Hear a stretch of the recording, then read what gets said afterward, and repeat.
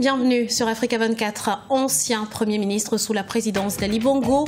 Notre invité du jour vient de publier son premier ouvrage, près de 200 pages, rassemblé sous le titre « Quel renouveau pour le Gabon ?» paru aux éditions Pierre-Guillaume Deroux.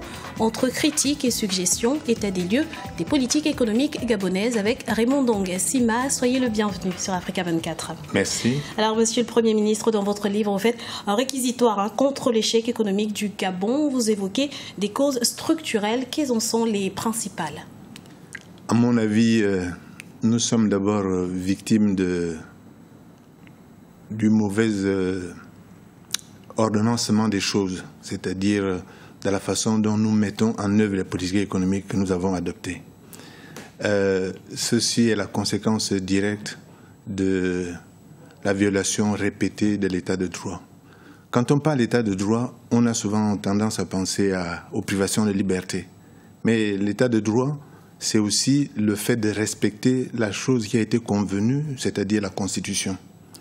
Or, la façon dont nous appliquons cette Constitution conduit à des dérapages dans la mise en œuvre des politiques. Mais tous ces problèmes que vous venez d'évoquer, vous les connaissiez pourtant avant d'être nommé Premier ministre en février 2012. Alors qu'avez-vous fait concrètement pour corriger l'échec économique que vous dénoncez aujourd'hui? Je l'ai dit dans mon livre, quand on accède à une fonction, on n'a pas forcément conscience des embûches et des obstacles qu'il y a dans la fonction.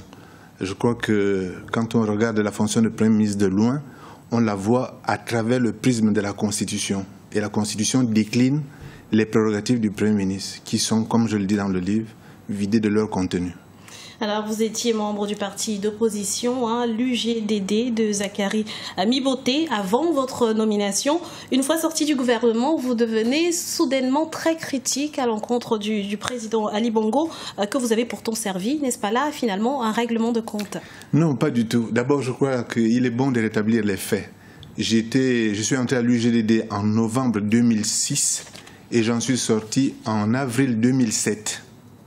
Donc, vous voyez qu'entre 2007 et 2009, il y a d'abord 2 bonnes années.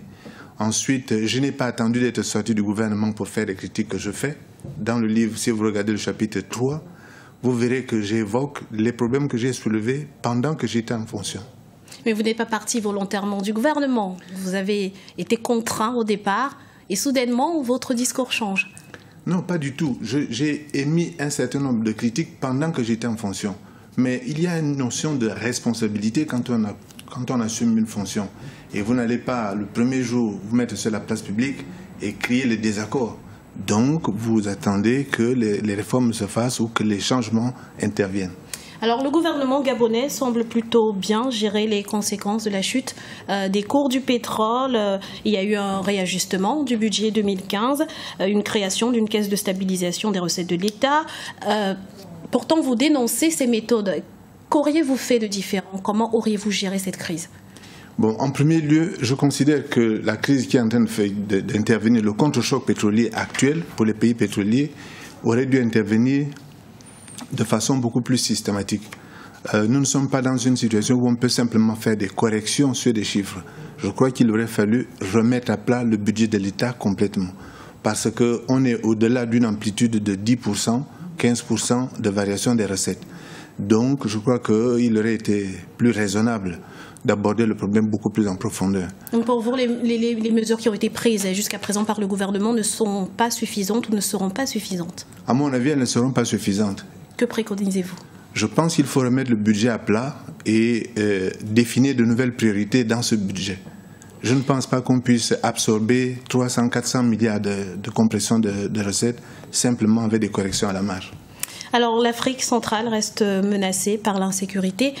Quel rôle envisagez-vous pour le Gabon dans la lutte régionale contre le terrorisme?